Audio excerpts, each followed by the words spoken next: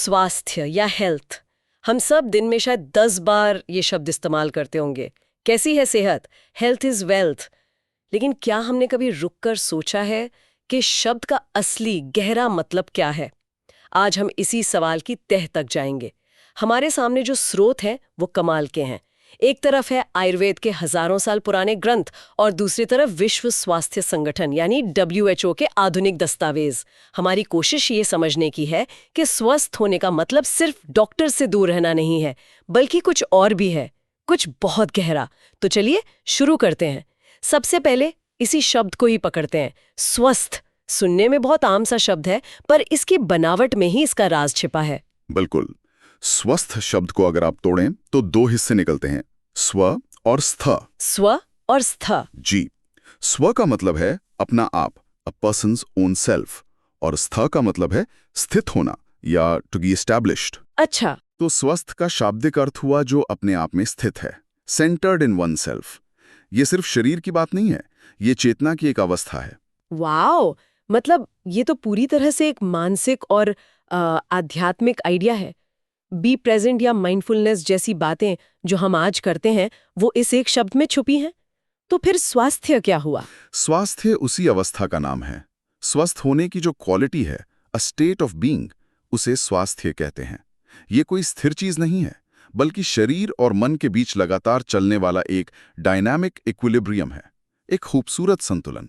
ठीक है, तो नींव ये है कि स्वास्थ्य अंदर से शुरू होता है, अपने आप में टिके रहने से।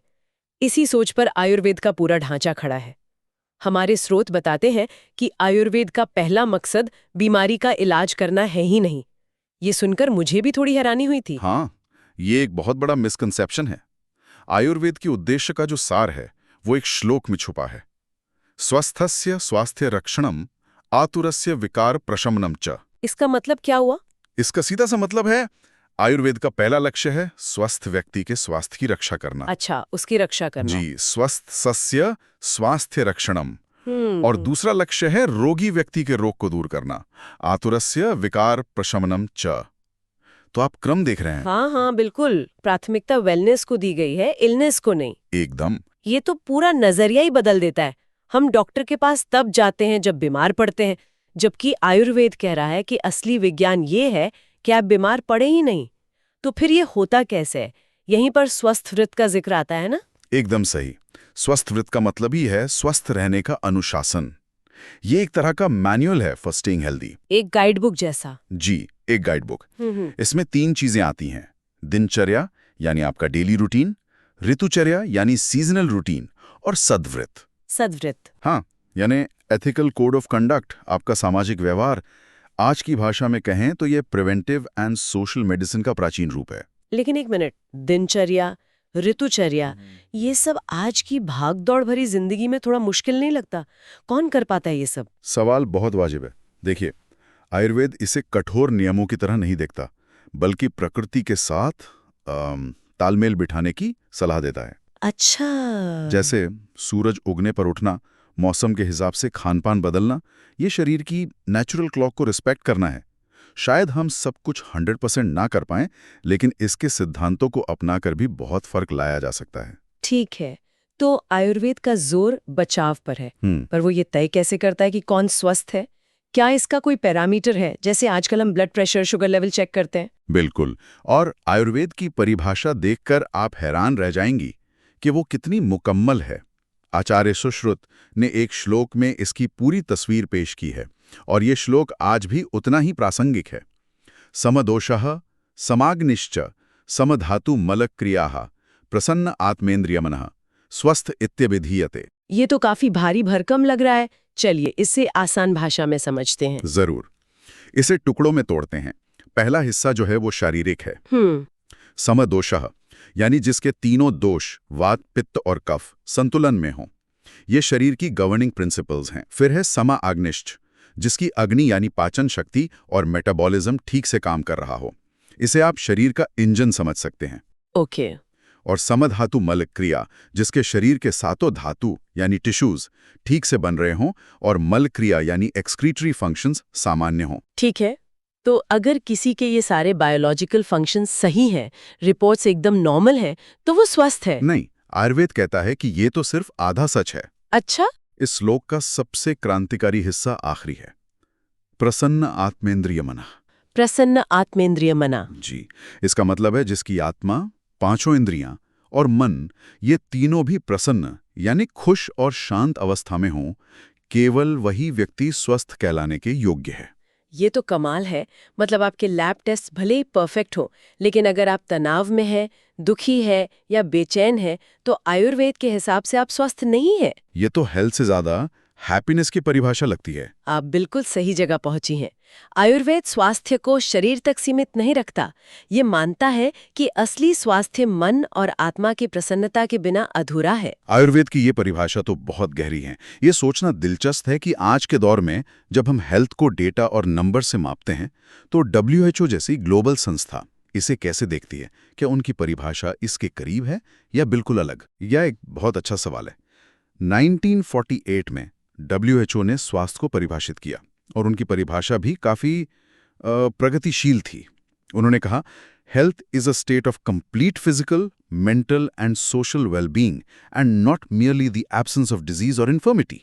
यानी स्वास्थ्य केवल बीमारी या कमजोरी का न होना नहीं है, बल्कि पूर्ण शारीरिक, मानसिक और सामाजिक कल्याण की स्थिति है। ये तो आयुर्वेद की परिभाषा के काफी करीब है। इसमें भी मेंटल वेलबीइंग की बात है। जी बिल्कुल, लेकिन यहाँ एक शब्द पर ध्यान दीजिए, कंप्लीट, पूर्ण कल्याण। अब आप ये भी बताइए, क्या कोई भी इंसान कभी भी पूर्ण शारीरिक, मानसिक और सामाजिक कल्याण की अवस्था में हो सकता है? ये एक आदर्श है जिसे हासिल करना लगभग नामुमकिन है। सही बात है। ये तो एक यूटोपियन आइडिया जैसा लगता है। तो फिर रोजमर्रा के जीवन में डॉक्टर कैसे तय करते हैं कि कोई स्वस्थ है या नहीं? इसी मुश्किल की वजह से एक ऑपरेशनल परिभाषा बनाई गई। ये ज्यादा व्यवहारिक है। ओके। इसके मुताबिक एक व्यक्ति को स्वस्थ माना जाता है अगर पहला, उसमें बीमारी का कोई साफ संकेत न हो। ठीक है। और दूसरा, वो अपनी उम्र और माहौल के हिसाब से अपने सारे काम सामान्य रूप से कर पा रहा हो। ये एक प्रैक्टिकल पैमाना है। अच्छा, अब वापस आयुर्वेद पर आते हैं। हमने बात की कि उसका पहला लक्ष्य स्वास्थ्य की रक्षा करना है। इसके लिए स्वस्थ व्रत यानी डेली रूटीन तो है, लेकिन क्या कोई खास प्रक्रिया भी है? जैसे हम गाड़ी की सर्विसिंग करवाते हैं ताकि वो खराब न हो। क्या बेहतरीन उदाहरण दिया है आपने। आयुर्वेद में शरीर की ऐसी ही सर्विसिंग के लिए एक प्रक्रिया है जिसे शोधन कहते हैं। शोधन? जी, इसका आम मतलब है शरीर की शुद्धि या डिटॉक्सिफिकेशन, जिसका सबसे मशहूर रूप पंचकर्म है और ये संचित दोष की अवधारणा से जुड़ा है। संचित दोष, ये क्या होता है? इसे ऐसे समझिए, हमारे स्रोत बताते हैं कि जैसे जैसे मौसम बदलता है, हमारे शरीर में प्राकृतिक रूप से कुछ दोष जमा होने लगते हैं। अच्छा। जैसे सर्दियों के बाद जब वसंत आता है, तो कई लोगों को शरीर में भारीपन, आलस या एलर्जी महसूस होती है। हाँ, होता है। आयुर्वेद कहता है कि ये सर्दियों में जमा हुआ कफ दोष है, जो अब गर्मी से पिघल रहा है। यही संचित दोष है। ये अभी बीमारी नहीं है, लेकिन अगर इसे शरीर से बाहर न निकाला जाए, तो ये आगे चलकर किसी बीमारी की जड़ बन सकता है। ओह अच्छा, तो शोधन एक तरह की मौसमी सफाई है जो कचरे को ढेर बनने से पहले ही बाहर फेंक देती है। एकदम सही। इसीलिए आयुर्वेद में ऋतु शोधन की सलाह दी जाती है, यानी हर मौसम के संधि काल में शरीर की शुद्धि। ये इन जमा हुए दोषों को हटाकर शरीर में संतुलन बनाए रखता है। इसी आधार पर आयुर्वेद एक स्वस्थ व्यक्ति को भी दो श्रेणियों में देख सकता है। एक संचित दोष पुरुष, जिसके शरीर में दोष जमा हो रहे हैं, और दूसरा असंचित दोष पुरुष, जो आदर्श रूप से स्वस्थ है। हमने शारीरिक, मानसिक और सामाजिक स्वास्थ्य की बात की। ये हमें वेलबीइंग यानी कल्याण के एक और बड़े विचार की ओर ले जाता है। स्रोतों में इसका भी जिक्र है। जी, आधुनिक समाजशास्त्र में वेलबीइंग के दो पहलू देखे जाते हैं। जैसे? एक है ऑब्जेक्टिव, जिसे आप बाहर से माप सकते हैं। जैसे किसी का स्टैंडर्ड ऑफ लिविंग, उसके पास कितनी आय है, कैसा घर है, क्या सुविधाएं हैं। और दूसरा पहलू है सब्जेक्टिव, जो उस व्यक्ति का निजी अनुभव है। इसे कहते हैं क्वालिटी ऑफ लाइफ, यानी जीवन की गुणवत्ता।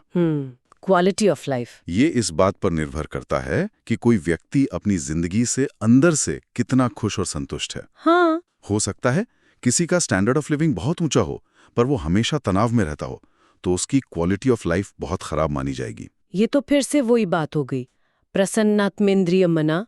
आयुर्वेद हजारों साल पहले ही कह रहा था कि असली चीज आपकी क्वालिटी ऑफ लाइफ है, आपका आंतरिक सुख। बिल्कुल। बाहरी चीजें तो बस उसका एक हिस्सा है। एकदम। दोनों विचार एक ही जगह आकर मिलते हैं। हमने अपनी इस चर्चा में सफर शुरू किया था स्व यानी एक व्यक्ति के अंदर से, फिर उसके शरीर, मन और समाज तक पहुंचे।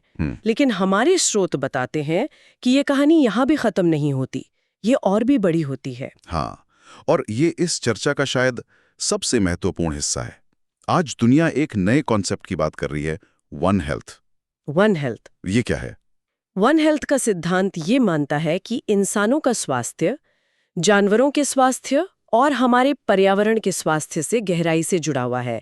ये तीनों अलग अलग नहीं है। अच्छा। अगर हमारे जंगल बीमार होंगे, हमारी नदियां प्रदूषित होंगी या जानवर किसी वायरस से संक्रमित होंगे तो इंसान स्वस्थ नहीं रह सकता।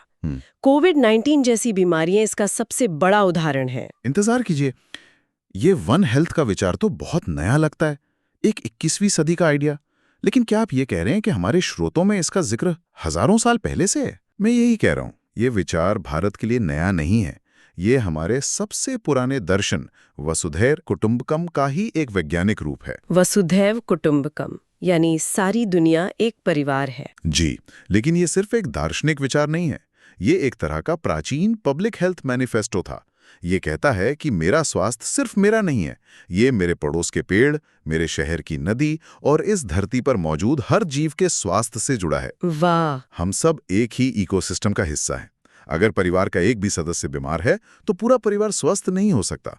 हाल ही में G20 की थीम एक पृथ्वी, एक परिवार और एक भविष्य भी इसी भावना को दर्शाती है। ये तो सच में एक आहा मोमेंट है। हम स्वास्थ्य की बात एक व्यक्ति से शुरू करते हैं और पहुंच जाते हैं पूरी पृथ्वी पर। ये दिखाता है कि स्वास्थ्य कितना व्यापक और आपस में जुड़ा हुआ विषय है।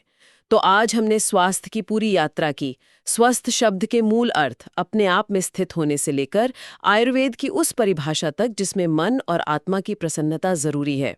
फिर हमने WHO की आधुनिक दृष्टिकोण को समझा और अंत में वन हेल्थ और वसुधैव कुटुंबकम के जरिए ये जाना कि हमारा स्वास्थ्य इस ग्रह के स्वास्थ्य से अलग नहीं है। सही कहा। ये साफ है कि स्वास्थ्य सिर्फ एक व्यक्तिगत मामला नहीं है, ये एक सामूहिक जिम्मेदारी है। और यहीं पर हम अपने श्रोताओं के लिए एक सवाल छोड़कर जाना चाहेंगे।